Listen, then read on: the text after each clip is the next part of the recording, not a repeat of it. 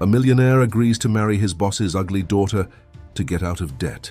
The woman who isolated herself from the world reveals her story and impresses everyone at the altar.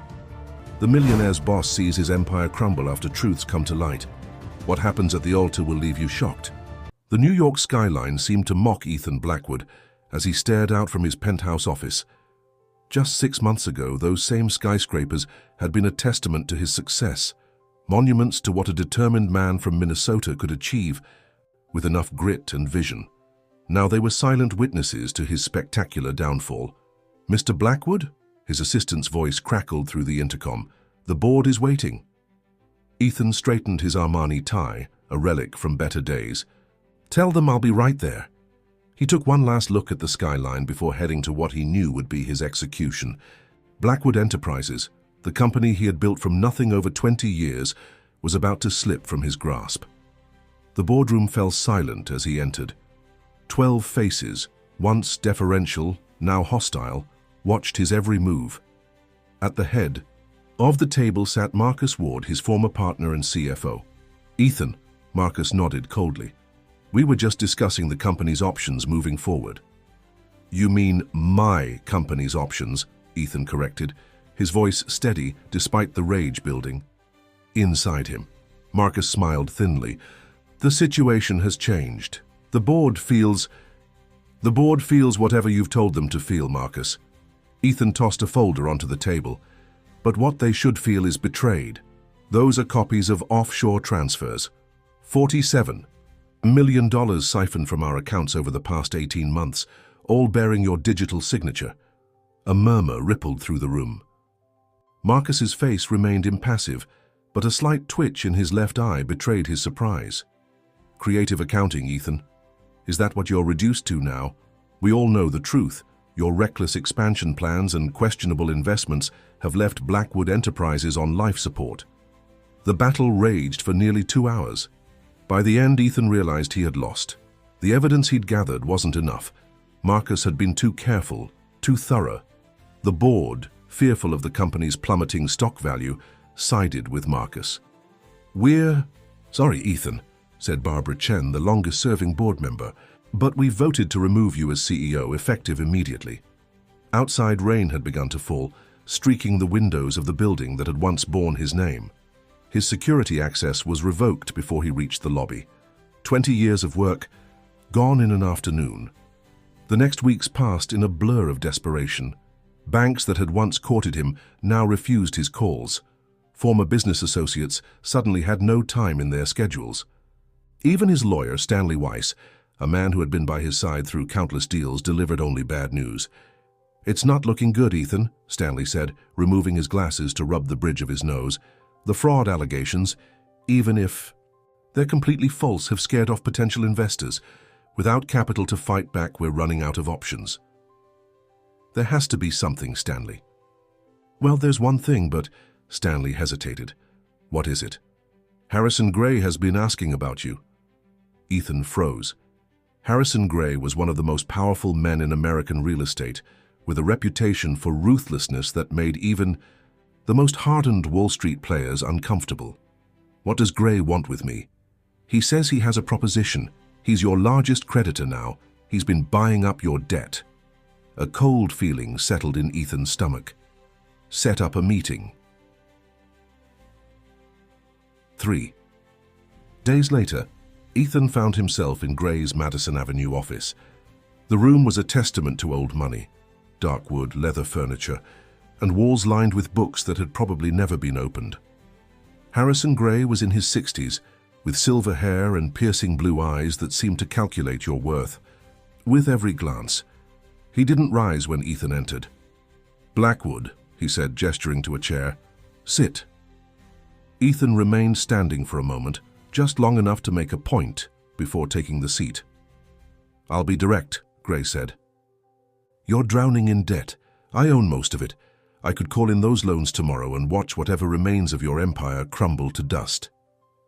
"Then why don't you?" Gray's thin lips curled into something resembling a smile. "Because I'm offering you an alternative, a way out. I'm listening. I'll clear your debts, all of them. I'll even provide capital for you to rebuild. In exchange for what? Gray leaned forward. My daughter, Charlotte. You will marry her. The proposal hung. In the air between them, absurd and archaic. Ethan almost laughed, but the deadly serious look in Gray's eyes stopped him. You can't be serious. I'm always serious, especially about business. And make no mistake, this is business. Why would you want your daughter to marry a man you could financially destroy tomorrow? My reasons are my own. And what does your daughter think about being traded like a corporate asset? Something flickered across Gray's face. Anger, perhaps, or something deeper. Charlotte understands her obligations to this family. As Ethan left Gray's office, his mind raced. The offer was both a lifeline and a trap. He had heard whispers about Charlotte Gray over the years, a reclusive figure rarely seen in public. Some said she was disfigured, others that she was mentally unstable, kept away by a father ashamed of her condition. None of it made sense. Back in his apartment, Ethan poured himself a drink and tried to think rationally. Without Gray's offer, he was facing complete financial ruin. His reputation was already in tatters. Everything he had built would be lost. But accepting meant binding himself to a family with secrets he couldn't begin to understand. He picked up the phone and called the one person who might have insights into the Gray family, Olivia Parker, a journalist who had once tried to write an exposé on Harrison Gray before the story mysteriously disappeared. Harrison Gray's daughter. Olivia's voice was cautious over the phone. Why are you asking about her? I need information, Olivia, anything you can tell me. There was a long pause. Meet me tomorrow, not at my office, the coffee shop on 9th, the one with the blue awning, 10 a.m. The line went dead before Ethan could respond. Sleep eluded him that night. Every time he closed his eyes, he saw Marcus Ward's smirking face, heard the board's judgment, felt the weight of 20 years crumbling around him. By dawn, he had made his decision. He would meet with Olivia, gather whatever information he could, and then give Gray his answer. He had no idea that he was about to step into a conspiracy that would not only change his life, but reveal decades of hidden truths and unleash forces that had been waiting patiently in the shadows. The coffee shop was nearly empty when Ethan arrived. Olivia Parker sat in the far corner, a baseball cap pulled low over her face. She didn't acknowledge him until he slid into the seat across from her. I wasn't sure you'd come, she said, her eyes darting to the door. You have information I need. Olivia leaned forward, her voice barely above a whisper. I need to know first, why are you asking about Charlotte Gray? Ethan hesitated, then decided honesty was his best option. Harrison Gray has offered to clear my debts in exchange for marrying his daughter. Olivia's eyes widened. And you're considering it? I'm exploring my options. She shook her head. You have no idea what you're walking into, Blackwood. Then enlighten me. Olivia glanced around nervously before continuing. 3 years ago, I was investigating Harrison Gray's business practices. There were rumors of bribery, zoning law violations, the usual stuff for a man in his position. But then I started hearing whispers about his personal life, specifically about Charlotte. What about her? No one had seen her in public for almost 15 years. Gray claimed she was studying abroad, then that she was running charitable initiatives in remote locations. But I could never find evidence of her anywhere.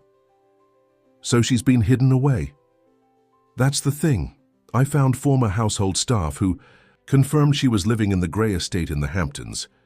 But their stories didn't add up. Some described her as physically disabled. Others said she was perfectly healthy but strange. One housekeeper told me Charlotte was brilliant but unstable. Did you ever see her yourself? Olivia shook her head. I tried. I got close once, a glimpse through a garden gate, a young woman with long dark hair. But the next day my editor pulled the story. No explanation. A week later, I was transferred to the lifestyle section. She laughed bitterly. From investigative journalism to covering Manhattan's best brunches. Why would Gray go to such lengths to keep her hidden? That's the million-dollar question, but I can tell you this. A former security guard contacted me after my story was killed. He wouldn't meet in person, just a brief phone call. He said Charlotte wasn't the victim in that house. He said, Gray isn't protecting her from the world. He's protecting the world from her. Ethan frowned. What does that even mean? I don't know. He hung up after that and his number was disconnected when I tried to call back. Olivia took a sip of her coffee. Listen, whatever Gray is offering you, it's not worth it. There's something deeply wrong in that family. As Ethan left the coffee shop, his phone rang. An unfamiliar number. Mr. Blackwood? A woman's voice, hushed and urgent. My name is Eleanor Reed. I was Charlotte Gray's nurse for 6 years. We need to talk. They met in Central Park an hour later. Eleanor was in her 50s, with kind eyes and a nervous manner. I shouldn't be doing this, she said as they walked along a secluded path. If Harrison found out, what is it you want to tell me? Eleanor stopped walking. I heard about Harrison's proposal. News travels fast in certain circles. And? You need to understand what you're getting into. Charlotte isn't what people think. She's not deformed or mentally ill. Eleanor struggled for words. She's been shaped by isolation and manipulation. Harrison has kept her separate from the world her entire life. Why would a father do that to his own daughter? Control. Everything with Harrison is about control.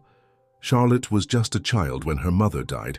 After that, Harrison became obsessed with protecting her, controlling her environment, her education, her entire reality. So she's been brainwashed? Eleanor winced at the word. Conditioned might be a better term. She's brilliant, truly. Exceptional. But her worldview has been carefully constructed by her father. She believes exactly what he wants her to believe. And what is that exactly? Eleanor looked around nervously. That's the part I don't fully understand. I know he's been telling her stories about you, about your family, for years before you ever met him. A chill ran through Ethan. That doesn't make any sense. I'd never even spoken to Gray until a few days ago. I know. That's why I had to warn you. This isn't a sudden business arrangement. Whatever Harrison is planning, it's been in motion for a very long time. She gripped his arm suddenly. Be careful, Mr. Blackwood. You don't know what you're stepping into. Before Ethan could ask more questions, Eleanor pulled away. I have to go. I've said too much already. Wait, how can I contact you? You can't. She hurried away, looking back once with an expression of genuine fear. That evening, Ethan received a call from Harrison Gray. I assume you've had time to consider my offer, Gray said without preamble. I have questions first. I'm not in the habit of being interrogated, Blackwood. And I'm not in the habit of entering business arrangements blindly. There was a long pause. Very well. One question. Why me? Out of all the men in New York, why choose me for your daughter? Gray's laugh was cold. Because you have nothing left to lose, Blackwood. You're desperate. That makes you controllable. A pause. And because Charlotte specifically requested you. The statement hit Ethan like a physical blow. That's impossible. I've never met your daughter. Nevertheless, she knows a great deal about you. More than you might be comfortable with. I want to meet her before I agree to anything. That's not possible. Then we have nothing more to discuss. Ethan moved to hang up. Wait. Gray's voice had an edge to it Ethan hadn't heard before. Fine. A brief meeting, tomorrow night. My house in the Hamptons, 7 o'clock. The line went dead. The Gray estate was a sprawling mansion set back from the road, surrounded by high walls and dense trees. 2 security guards met Ethan at the gate, escorting him through manicured gardens to the main house. Harrison Gray was waiting in a cavernous study, a glass of amber liquid in his hand. Blackwood, right on time. Where is she? Charlotte. We'll join us shortly. A drink? No. Gray smiled thinly. Still don't trust me, Wise? A door opened behind Ethan. He turned and for the first time saw Charlotte Gray. She was nothing like he had imagined. In her late 20s, with long, dark hair and striking features, she moved with a graceful confidence that seemed at odds with everything he'd heard about her. Her eyes, a deep, penetrating green, assessed him coldly. Mr. Blackwood, she said, her voice clear and measured. I've been looking forward to meeting you. Harrison Gray's smile widened. I'll leave you two to get acquainted." He left, the room closing the door behind him. Charlotte crossed to a sideboard and poured herself a drink. "You're wondering why you've never seen me before, why I'm not the deformed recluse people whisper about." The thought had crossed my mind. My father finds it useful to keep me separate from his world. It gives him certain advantages. She turned to face him. "Just as your current predicament gives him advantages over you. And what do you get out of this arrangement?" Her smile was devoid of warmth. "That's a complex question, Mr. Blackwood." "I prefer Ethan. If we're discussing marriage, we should at least be on a first-name basis." "Marriage," she said the word as if testing it. "Such an archaic institution, don't you think? Binding two people together through legal and financial obligations." She studied him over the rim of her glass. "But sometimes archaic solutions are the most effective." "You haven't answered my question. What do you want from this?" Charlotte moved closer, her eyes never leaving his. "What I want, Ethan, is what everyone wants. Freedom. And ironically, this arrangement is my path to it." "I don't understand." "No, you don't." She was close enough now that he could smell her perfume, something subtle and expensive. "But you will in time." The door opened again and Harrison Gray reappeared. "That's enough for tonight, I think. Charlotte, your father needs to discuss business with Mr. Blackwood." She stepped back, the mask of cool confidence slipping, for just a moment, revealing something else. Calculation, perhaps, or carefully controlled anger. "So, of course, Father. Good night, Ethan. I look forward to our next meeting." As she left, Ethan felt as if a spell had been broken. She was nothing like the broken, sheltered woman he had expected. She was poised, articulate, and utterly enigmatic. "Well?"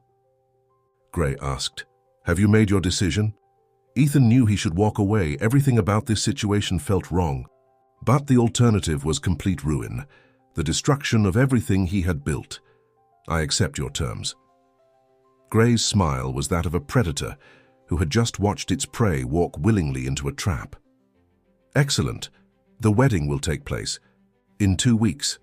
Private ceremony, of course. My lawyers will draw up the necessary paperwork." As Ethan left the Gray estate that night, he couldn't shake the feeling that he had just made a deal with the devil. Not just Harrison Gray, but Charlotte, too. There was something in her eyes, a knowledge, a purpose, that suggested she was playing a game of her own. And Ethan Blackwood, once one of New York's most powerful men, was now just another piece on the board. The wedding was a somber affair, held in the private chapel on the Gray estate. No friends, no family, just a handful of Harrison's associates and a judge who seemed anxious to complete the ceremony as quickly as possible. Charlotte wore an elegant ivory dress, her expression unreadable as they exchanged vows. Ethan noticed her hands were ice cold when he slipped the ring onto her finger. The reception that followed was equally austere, brief congratulations, polite conversation, and an overwhelming sense of performance. This wasn't a celebration. It was a business transaction being finalized. "Congratulations, Mr. Blackwood," said a tall man with steel gray hair who introduced himself as James Whitman, Harrison Gray's personal attorney. "Harrison speaks very highly of you." "Does he?" Ethan couldn't keep the skepticism from his voice. Whitman smiled thinly. "In his way, he respects your resilience." As the evening progressed, Ethan found himself watching Charlotte. She moved through the small crowd with practiced grace, smiling and engaging in conversation, but he noticed she never once laughed, never showed genuine warmth. Her eyes constantly returned to her father, as if seeking approval or guidance. Harrison approached as the last guests were leaving. "The southeast wing has been prepared for you both. It has its own entrance. You'll have privacy there." "How considerate," Ethan replied dryly. Harrison's eyes narrowed. "Don't mistake this arrangement for anything other than what it is, Blackwood. You've been granted a reprieve, not a victory." He glanced at Charlotte. "I expect you both at breakfast. Tomorrow, 8 a.m. sharp." Charlotte nodded obediently. "Yes, Father." Once alone in the suite, a lavish space with separate bedrooms connected by a shared sitting room, the facade Charlotte had maintained all evening seemed to crumble. She kicked off her shoes and poured herself a generous glass of whiskey from a crystal decanter. "Well, husband," she said, the word dripping with irony, "welcome to your gilded cage." Ethan loosened his tie. "I could say the same to you." She laughed, a harsh sound with no humor in it. "I was born in this cage. The difference is I know every bar, every weakness." She drank deeply. "You, on the other hand, have just walked in voluntarily. Why did you ask for me specifically? Your father said you requested me." Charlotte studied him, her green eyes calculating. "Did he? How interesting. Is it not true?" In Harrison Gray's world, truth is a malleable concept. She set down her glass. "Let's establish some ground rules for our partnership. I won't interfere with your business dealings, assuming you're eventually allowed to have any. In return, you'll stay out of my personal affairs. That's not much of a marriage. It's not meant to be, it's an arrangement, nothing more." "And what happens when your father discovers we're not playing happy family?" Her smile was cold. "My father sees exactly what he expects to see. Nothing more, nothing less." She moved closer, her voice dropping. "But make no mistake, Ethan. We are not allies in this. We are both pieces in my father's game. The only difference is, I've been playing longer." With that, she retreated to her bedroom, closing the door firmly behind her. Sleep eluded Ethan that night. His mind raced with questions. What was Harrison Gray's true motivation? What role was Charlotte playing in all this? And most importantly, how could he turn this situation to his advantage? The next morning at breakfast, Harrison was all business. "I've transferred the funds to clear your outstanding debts, Ethan. My team is already working on strategy to counter the fraud allegations against you." "How generous," Ethan replied. "And when do I get access to the capital you promised for rebuilding?" Harrison's smile didn't reach his eyes. "All in good time. First, we need to rehabilitate your public image, which is why I've arranged a series of social appearances for you and Charlotte over the next few weeks." Charlotte looked up sharply. "Public appearances?" "Nothing too strenuous, my dear. Charity galas, opera openings, the usual circuit. It's time for you to step into society properly." Something passed between father and daughter. A silent communication Ethan couldn't decipher. Charlotte's face remained impassive, but her knuckles whitened around her fork. "As you wish, father." Later that day, Ethan found himself alone, in Harrison's study, ostensibly waiting for a meeting about financial matters. Instead of sitting idle, he began to carefully examine the room, looking for anything that might give him insight into Gray's true motivations. A bookshelf caught his attention, specifically a row of leather-bound ledgers with dates spanning back 30 years. He pulled one at random and began to flip through it. The entries were in a precise, meticulous hand: business transactions, property acquisitions, and personal notes. As he scanned the pages, a familiar name jumped out at him: Blackwood. His breath caught. There, in entries dating back 25 years, were detailed notes about his family's business, Blackwood Manufacturing, his father's company. Before Ethan had transformed it into Blackwood Enterprises, before he had moved from industrial manufacturing to finance and real estate. The notes included information about contracts, financial difficulties, even personal details about his father, Edward Blackwood. The last entry was dated just days before the company declared bankruptcy, the event that had driven Ethan to rebuild from scratch, determined never to face such humiliation again. "Find anything interesting?" Ethan nearly dropped the ledger. Charlotte stood in the doorway watching him with an unreadable expression. "Your father has been tracking my family for decades," he said, holding up the book, "long before I ever met him." She entered the room, closing the door behind her. "Yes, though I'm surprised he left such evidence where it could be found." "Did he leave it, or did you make sure I would find it?" A ghost of a smile touched her lips. "An interesting theory. Why has he been obsessed with my family? What does he want?" "That's the question, isn't it?" She moved to a cabinet and retrieved a key from behind a small painting. "If you found that interesting, you should see these." The key unlocked a drawer in Harrison's desk. Charlotte removed a file folder and handed it to Ethan. Inside were newspaper clippings, legal documents, and photographs, all relating to the collapse of Blackwood Manufacturing 25 years ago. My father doesn't collect information. He collects weapons, Charlotte said quietly. Every fact, every document, every secret is ammunition to be used at the perfect moment. But why my family? What did my father ever do to him? Charlotte's expression became guarded.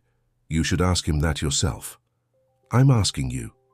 She hesitated, then said, The story I was told is that your father was responsible for the ruin of my mother's family. The Devereux fortune was destroyed by a business deal with Edward Blackwood, a deal that turned out to be fraudulent. That's a lie. My father never did business with anyone named Devereux. Are you certain? Because Harrison Gray was born Harrison Devereux. He changed his name after rebuilding his wealth, but he never forgot who was responsible for his family's downfall. Ethan's mind raced. If that were true, why wait all these years for revenge? He could have destroyed me any time in the past decade. Perhaps he wanted you to reach your peak before taking it all away. Perhaps he was waiting for the perfect moment of vulnerability. She looked at him intently. Or perhaps there's something else he wants, something only you can provide. Before Ethan could respond, they heard footsteps in the hallway. Charlotte quickly returned the file to the drawer, locked it, and replaced the key. Harrison entered moments later, his eyes narrowing, slightly at finding them together. I see you two are getting acquainted. Just giving my husband a tour of his new home, Charlotte said smoothly. Harrison's smile was tight. How thoughtful. Charlotte, I need to speak with Ethan alone. She nodded and left without protest, though Ethan noticed her shoulders tense as she passed her father. Once she was gone, Harrison's demeanor changed. I see you've wasted no time trying to turn my daughter against me. I've barely spoken to her. Don't play games with me, Blackwood. Charlotte has been sheltered her entire life. She's impressionable, vulnerable to manipulation. Ethan thought of the calculating woman he'd just been speaking with. She seems quite perceptive to me. Harrison's expression darkened. You don't know her. You don't know what she's capable of when she feels cornered. Is that why you've kept her hidden all these years? Because you're afraid of what she might do? Harrison moved closer, his voice dropping to a dangerous whisper. I kept her protected because this world would destroy someone like her, just as your father destroyed my family. So that's what this is about? Some ancient grudge against my father? This is about justice, long delayed but finally within reach. Harrison straightened his jacket. You wanted capital to rebuild. It's been arranged. Starting Monday, you'll have access to funds and resources to begin restoring your business reputation. And what do you expect in return, beyond this sham? Marriage? Harrison's smile was chilling. Time, Blackwood. Time for you to see exactly what I've planned for you. That night, Ethan found Charlotte in the estate's library, curled in a window seat with a book. Your father claims you're sheltered and impressionable, he said without preamble. Yet you seem anything but. She marked her place in the book and set it aside. My father believes what he needs to believe about me. It's easier that way. For whom? For both of us. She studied him. You found out about the Devereux connection. What are you going to do with that information? I need to know if it's true. Did my father really ruin your family? Charlotte's expression softened slightly. I don't know. I was told stories growing up about how the great Edward Blackwood engineered a fraudulent deal that destroyed my grandfather's business, led to his heart failure, and left our family destitute. That doesn't sound like my father. Perhaps not, but Harrison believes it with every fiber of his being. It's the foundation of who he is, his motivation for everything he's built. She leaned forward. But lately, I've begun to wonder if there's more to the story. What do you mean? Charlotte hesitated. There are inconsistencies in the narrative I was raised on, documents that don't quite align with the stories, and there's something else, a name that appears in my father's private records, but never in the story he told me. What name? Victor Chambers. She watched him carefully. Does that mean anything to you? Ethan frowned. My father's former business partner. They had a falling out just before Blackwood Manufacturing collapsed. He disappeared afterward. Rumor was he fled to South America with embezzled funds. Charlotte nodded slowly. Interesting, because according to some documents I found, Victor Chambers didn't disappear. He changed his name and started a new life, right here in New York. Under what name? Her eyes met his, steady and serious. That's what we need to find out, because I think whoever Victor Chambers became is the key to understanding what really happened 25 years ago and why my father is so determined to destroy you now. The library door opened suddenly, startling them both. James Whitman, Harrison's attorney, entered with an apologetic smile. Forgive the interruption. Mr. Gray asked me to inform you that he's been called away on urgent business. He'll be gone for several days. Whitman handed Ethan a folder. He also wanted me to give you these, the access codes and account information for the capital he's provided. After Whitman left, Ethan opened the folder. Inside was everything he needed to begin rebuilding his business empire. Accounts with substantial funds, contact information for key investors, even preliminary strategies for countering the fraud allegations. He's giving me exactly what he promised, Ethan said, surprised. Of course, Charlotte replied. My father always keeps his word, at least the letter of it. She rose from the window seat. The question is, what does he expect in return? He said he wants time. Time for me to see what he's planned. Charlotte's expression grew troubled. Then we don't have much time ourselves. While he's away, we need to discover what happened between our families and who Victor Chambers really is. As they left the library together, Ethan realized the dynamic between them had shifted. They were no longer adversaries in separate cages, but reluctant allies against a common threat. Whether they could trust each other remained to be seen, but for now, they had a shared purpose. And somewhere in the shadows of the past, secrets waited to be uncovered, secrets that had shaped both their lives without their knowledge or consent. Harrison Gray's absence provided the perfect opportunity. Ethan and Charlotte worked methodically, using her intimate knowledge of the estate and his business acumen to piece together the truth. My father keeps his most sensitive documents in a secure room beneath the East Wing, Charlotte explained. As they made their way through the labyrinthine corridors of the mansion, few people know it exists, even fewer have access. But you do, she smiled enigmatically. I've had 28 years to learn the secrets of this house. My father believes I'm his perfect creation, obedient, isolated, dependent. He never considered that those same conditions would make me extremely resourceful.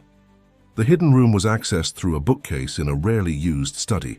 Inside, they found a temperature-controlled chamber filled with filing cabinets, computer servers, and a large safe. We need to find anything related to Victor Chambers or the Blackwood-Devereaux connection, Charlotte said, moving to one of the filing cabinets.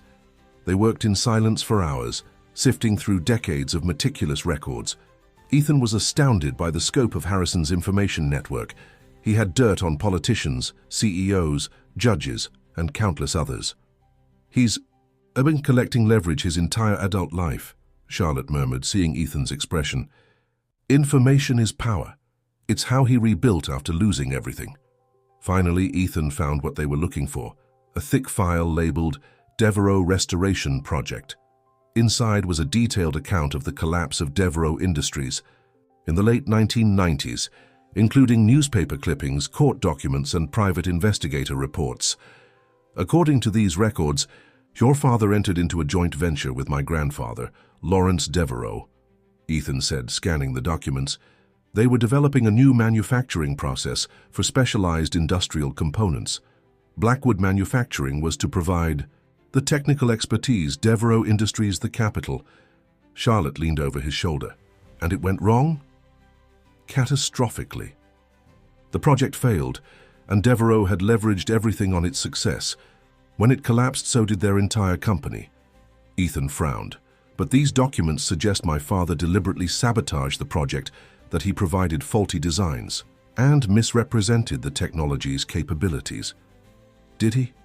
Ethan shook his head. I can't believe that. My father was many things, but he wasn't dishonest. He continued reading. Wait, There's a notation here about Victor Chambers being the lead engineer on the project. Charlotte moved to another cabinet and pulled out a slim folder. Here. This contains everything my father could find on Victor Chambers after he disappeared. The file was disappointingly thin, but what it contained was explosive. After disappearing in the wake of the Devereux-Blackwood disaster, Victor Chambers had indeed reinvented himself, with a new identity, new appearance, and a carefully constructed backstory. James Whitman, Charlotte whispered, staring at a grainy surveillance photo. Victor Chambers became James Whitman. Harrison's personal attorney? Ethan was stunned. That's impossible. Harrison would never allow the man who helped destroy his family to become his right-hand man. Unless he doesn't know. Charlotte's mind was racing. Or unless... Unless what? Unless he's been manipulated all these years. She pulled out another document, a handwritten letter from Victor Chambers to someone identified only as J, dated just days after the collapse of Devereux Industries. The letter was cryptic, but its implications were clear. Chambers had deliberately sabotaged the joint venture, altering Edward Blackwood's designs without his knowledge. But he hadn't acted alone. He had a partner, someone with inside access to both companies who stood to profit enormously from their downfall. J. Might be James, his new identity, Ethan suggested. Or it could be someone else entirely. Charlotte continued searching, pulling files with increasing urgency. Finally, she found what she was looking for, a small leather-bound journal hidden inside a hollowed-out technical manual. "This is my grandfather's private journal," she said, her hands trembling slightly. "I never knew it existed." The journal told a very different story than the one Harrison Gray had built his life around. Lawrence Devereux had suspected sabotage, but not from Edward Blackwood. His suspicions had centered on his own financial advisor, a man named Jonathan Reed, who had pushed aggressively for the joint venture, then quietly sold off his Devereux stock days before the project's failure was announced. "Jonathan Reed," Ethan repeated. "Why does that name sound familiar?" Charlotte's face had gone pale. "Because Jonathan Reed was my mother's brother, my uncle." The pieces were falling into place. Jonathan Reed had orchestrated the destruction of both families, positioning Victor Chambers to sabotage the technical aspects while he handled the financial side. Edward Blackwood was framed as the villain, while the Devereux family was financially ruined. But why? Ethan asked. What did he gain? Charlotte turned to the safe in the corner. "I think the answer might be in there, and I think I know the combination." She entered a sequence of numbers, her mother's birthday, and the safe swung open. Inside was a single USB drive and a folder labeled Patrimony. The folder contained legal documents showing that after the Devereux collapse, a holding company called Patriot Investments had quietly acquired the patents for the manufacturing process at the center of the failed joint venture. The company was registered in the Cayman Islands, its ownership obscured through layers of shell corporations. "We need to see what's on that drive," Ethan said. They returned to Ethan's suite, where Charlotte connected the USB to a laptop that wasn't on the estate's network. The drive contained hundreds of files, emails, financial records, and video files spanning decades. One video in particular caught their attention, a meeting recorded in Harrison Gray's office 3 years earlier. The participants were Harrison, James Whitman, and a third man, whose face was never shown clearly. "I've waited long enough," Harrison was saying. "Blackwood's son has reached the pinnacle. It's time to take everything from him, just as his father took everything." "From me?" "Patience, Harrison," the unseen man replied. "The plan is proceeding exactly as we discussed 20 years ago, but we need one final piece." "What piece?" "I have the resources, the influence, the motivation. What more do we need?" The man chuckled. "We need Blackwood himself, not just ruined but bound to you, the ultimate humiliation. And how do you suggest I accomplish that?" "Through Charlotte, of course, your greatest asset." Harrison's face darkened. "I won't involve my daughter in this." "She's already involved," Whitman interjected smoothly. "She always has been. The question is whether she'll play her part willingly or not." The video ended abruptly. Charlotte sat back, her face a mask of controlled fury. "All my life," she said quietly, "I've been a pawn in a game I didn't even know was being played, a weapon being sharpened for someone else's vengeance." Ethan was still processing the implications. "Whitman, Chambers, wanted me to marry you." "But why? What does that accomplish?" "Control," Charlotte answered. "My father controls you through financial obligation, and he controls me through emotional manipulation, everyone in their proper cage." "But who's the third man? The one whose face we couldn't see?" Before Charlotte could answer, a notification appeared on her phone, the estate's security system alerting her that Harrison had returned unexpectedly. "We need to replace everything before he discovers it's missing," she said urgently. They worked quickly, returning the files and the USB drive to their proper places. As they left the secret room, carefully resetting the hidden entrance, Charlotte suddenly froze. "Eleanor," she whispered. "Eleanor Reed. Your former nurse. What about her? Her last name, Reed, like Jonathan Reed. She always said she had no family, but what if—" Charlotte's eyes widened. She might be connected to all of this. They barely made it back to the main part of the house before Harrison found them. His smile was tight, his eyes suspicious. "I decided to cut my trip short," he said. "I hope you haven't been too bored in my absence." "Just getting to know my wife better," Ethan replied smoothly. Harrison's gaze shifted to Charlotte. "And what have you been discussing?" "The charity gala next week," she said without hesitation. "I was explaining who's who in New York society." Harrison seemed satisfied with their answers, but Ethan noticed he watched them more closely at dinner that evening. The game had become more dangerous. They now knew too much, but not quite enough. Late that night, Charlotte slipped into Ethan's room. "We need to find Eleanor Reed," she whispered. "If she's related to Jonathan Reed, she might know the identity of the third man. How do we find her? She disappeared after warning me about you." "I have an idea. Before she left, she gave me a way to contact her in an emergency. I never used it because I didn't trust her motives. But now—" The next day, under the pretense of shopping for the upcoming gala, Charlotte left the estate while Ethan attended business meetings arranged by Harrison. In reality, Charlotte sent a coded message to Eleanor's emergency contact. The response came quickly, an address in Brooklyn and a time. That evening, using the confusion of preparations for Harrison's dinner party as cover, Charlotte and Ethan slipped away to meet Eleanor. The address led them to a modest apartment above a bookstore. Eleanor opened the door before they could knock, ushering them inside with nervous glances at the street below. "I was afraid you'd never use the contact," she said to Charlotte. "Especially after all this time."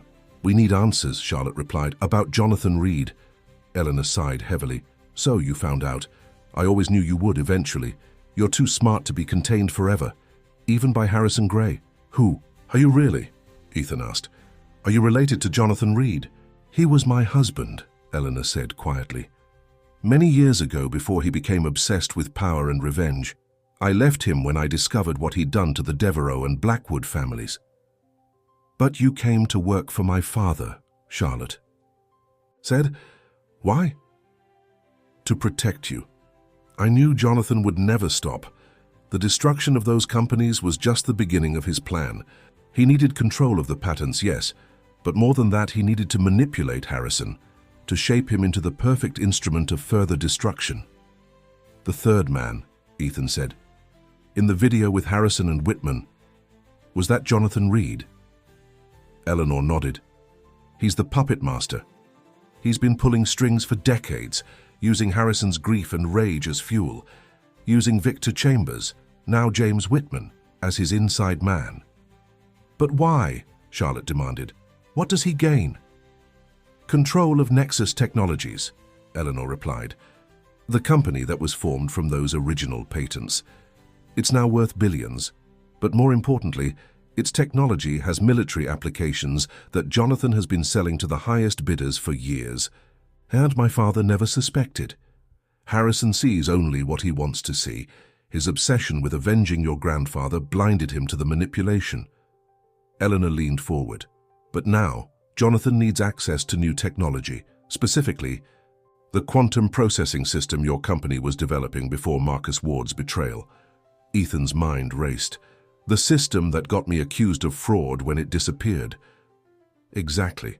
Marcus works for Jonathan. The sabotage of your company, the theft of your technology. It was all orchestrated to force you into this marriage with Charlotte. But why?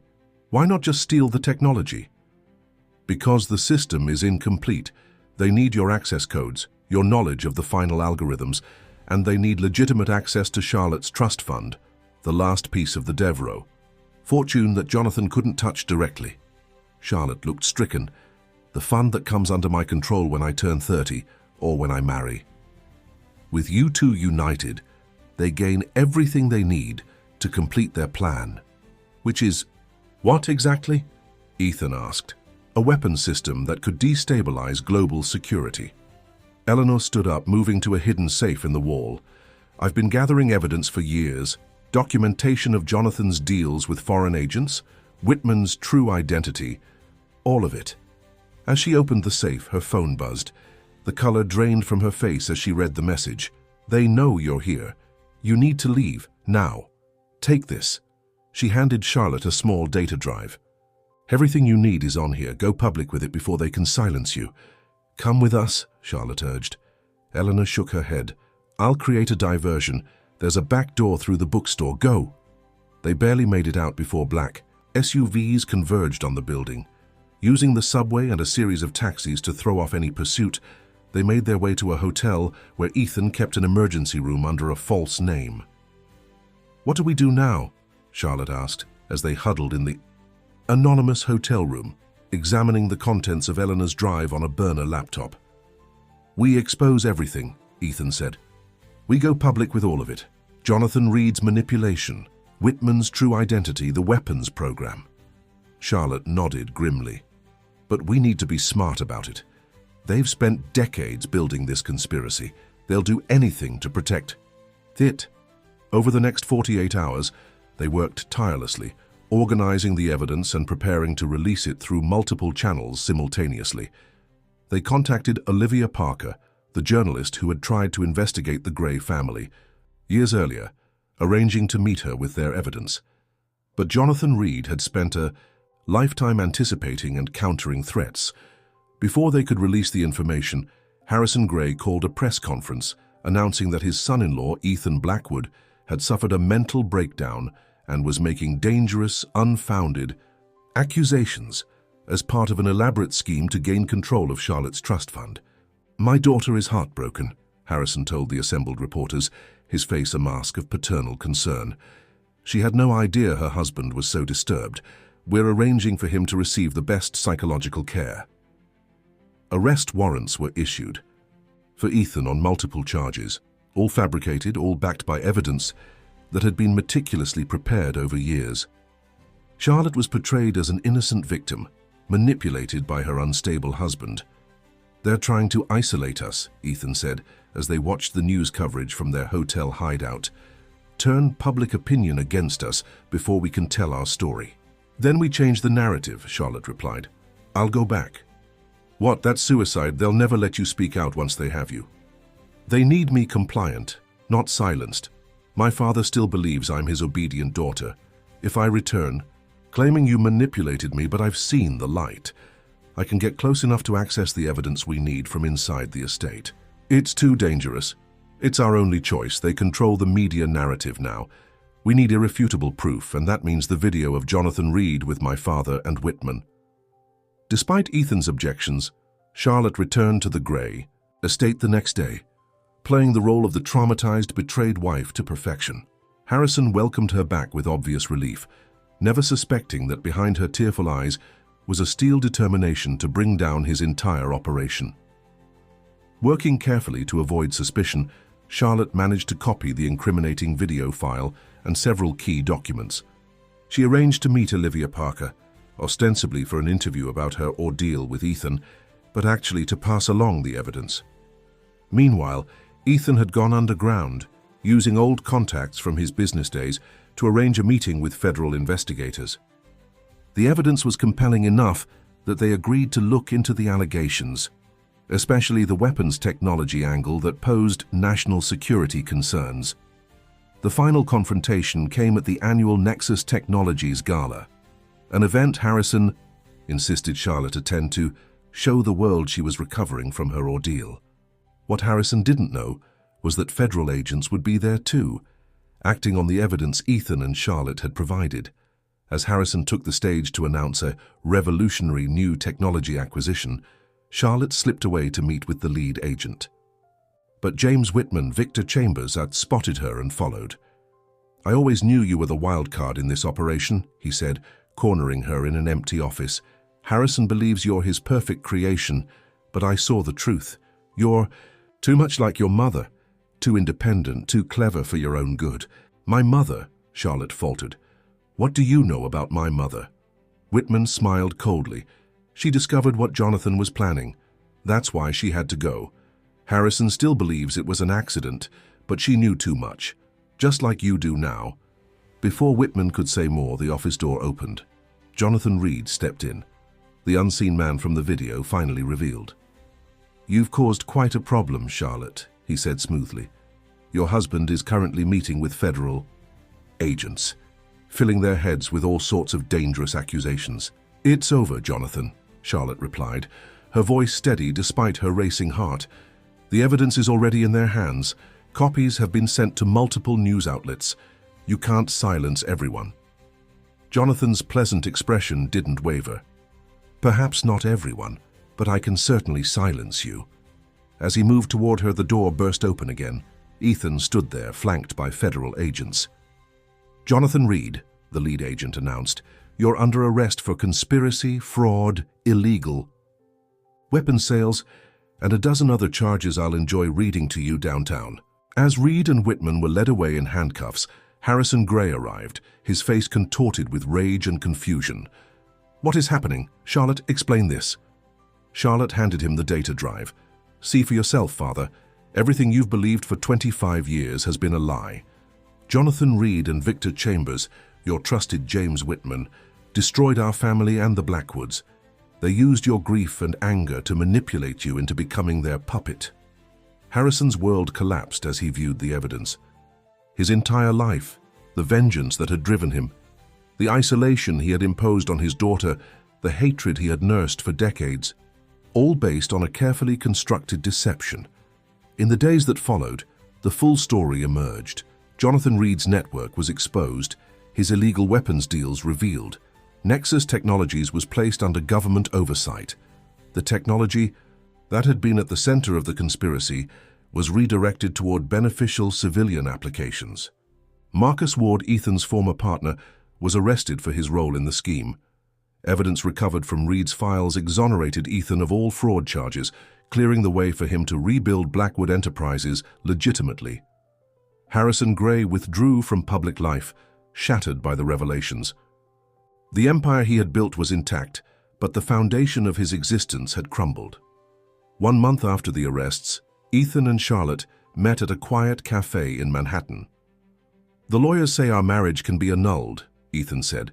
"Given the circumstances, no one would question it." Charlotte nodded. A fresh start for both of us. They sat in comfortable silence for a moment. Against all odds, they had developed a genuine connection through their ordeal, a respect and understanding that transcended their arranged beginning. "What will you do now?" Ethan asked. "I'm taking control of my trust fund, using it to establish a foundation for victims of financial fraud." She smiled slightly. "And I'm selling the Hampton estate. Too many ghosts." "And your father?" "He's seeking treatment. Coming to terms with how thoroughly he was manipulated. It will take time, but he's still my father." Ethan reached across the table, taking her hand. "You know, under different circumstances, we might have had a chance at something real." Charlotte's fingers tightened around his. "Who says we don't? We started as pawns in someone else's game. Maybe now we can write our own rules." "What are you suggesting?" "Not an annulment," she said. "A reset. A real beginning. No manipulation, no hidden agendas. Just two people who have seen each other at their worst and their best, deciding what comes next." Ethan smiled. I'd like that. As they left the cafe together, neither knew exactly what the future held. Their story had begun in deception and manipulation, forged in crisis and conspiracy. But now, for the first time, they were truly free, to choose their own paths, to define their own relationship, to build something authentic from the ashes of elaborate lies. The empire of glass that Jonathan Reed had constructed over decades had shattered, but from those fragments, something genuine could grow. Something built on truth rather than deception, on choice rather than coercion. And for Charlotte and Ethan, that possibility was worth every risk they had taken. Epilogue. 1 year later. The Manhattan skyline glittered against the twilight as Charlotte stood on the rooftop terrace of the newly renovated Blackwood Tower. The cocktail party behind her hummed with conversation and laughter, a celebration of the official merger between the Blackwood Foundation and Gray Enterprises. "Penny, for your thoughts?" Ethan appeared beside her, offering a glass of champagne. Charlotte smiled, accepting the drink, just thinking about how much has changed in a year. Indeed, the transformation had been remarkable. Ethan had rebuilt Blackwood Enterprises from the ground up, focusing on ethical investment and sustainable technologies. The fraud charges against him had been completely expunged, his reputation restored. Charlotte had emerged from her father's shadow, taking control of her inheritance and establishing herself as a formidable business leader in her own right. The Gray Foundation for Transparency in Business had already helped dozens of victims of corporate fraud. Harrison Gray, after months of therapy and soul-searching, had begun the long process of making amends. His relationship with Charlotte remained complicated, but was healing gradually as he learned to see her as an independent person rather than an extension of himself. "Have you heard from Eleanor?" Ethan asked. Charlotte nodded. "She's settled in Seattle under a new identity. She says she's finally found peace." Eleanor Reed had been instrumental in bringing down her ex-husband's criminal empire. Her testimony had ensured Jonathan Reed would spend the rest of his life in prison, along with James Whitman and several other conspirators. "And your father, will he be joining us tonight?" "He sends his regrets. His doctors thought a high-profile event might be too stressful at this stage." Charlotte took a sip of champagne. "But he did call to wish us well. That's progress." Ethan placed his hand over hers on the railing. "And us? Are we making progress?" Their journey as a couple had been unconventional, to say the least. After deciding against annulment, they had chosen to date properly, getting to know each other without the shadows of conspiracy and manipulation hanging over them. They had maintained separate residences, taking time to build something authentic at their own pace. "I'd say we're doing quite well," Charlotte replied, turning to face him. "Though I'm still not used to having a husband who actually asks what I think and feel instead of telling me." Ethan laughed. "And I'm still getting used to a wife who isn't plotting my downfall." "Only on Tuesdays," she quipped, her green eyes sparkling with humor. Behind them, the party continued, a gathering of friends, colleagues, and allies who had stood by them through the tumultuous events of the past year. Olivia Parker was there, her exposé on the Reed Chambers conspiracy having earned her a Pulitzer nomination. Stanley Weiss, Ethan's loyal attorney, chatted with several board members of the newly restructured company. "We should get back to our guests," Charlotte said, finishing her champagne. Ethan caught her hand. "Wait, there's something I want to ask you first."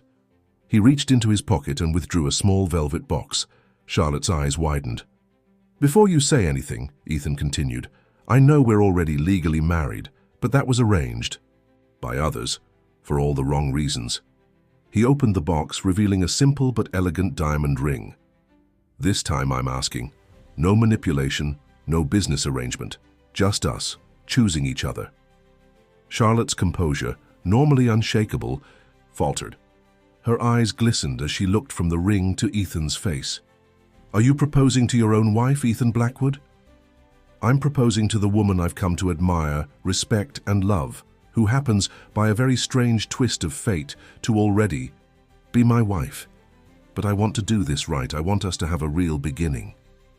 Charlotte took the ring from the box, examining it in the fading light. Unlike the ostentatious diamond Harrison had selected for their first ceremony, this was thoughtfully chosen to suit her taste. Elegant, understated, authentic.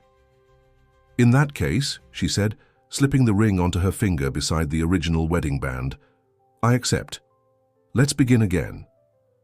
Ethan pulled her close, sealing their second engagement with a kiss as the sun dipped below the horizon. From the ashes of deception and betrayal, they had forged something neither of them had expected to find: truth, partnership, and ultimately, love. As they returned to the party hand in hand, they knew their story was far from over. There would be challenges ahead, old wounds still healing, new obstacles to overcome. But they would face them together, no longer pawns in someone else's game, but partners writing their own story. Behind them, the skyscrapers of Manhattan stood as silent witnesses to their journey, monuments not just to wealth and power, but to resilience, redemption, and the possibility of building something genuine from the fragments of shattered illusions. Finn. Dear listeners, we hope Ethan and Charlotte's journey from manipulation to genuine love has touched your hearts. For more emotional stories like this one, check out our special playlist by clicking the link to your left. If you enjoyed this tale of redemption and second chances, don't forget to subscribe to our channel and give this video a thumbs up. Every day we bring unique stories that explore life's complexities and the power of human resilience. What did you think of Ethan and Charlotte's story? What should have been different? We're waiting for your thoughts in the comments below.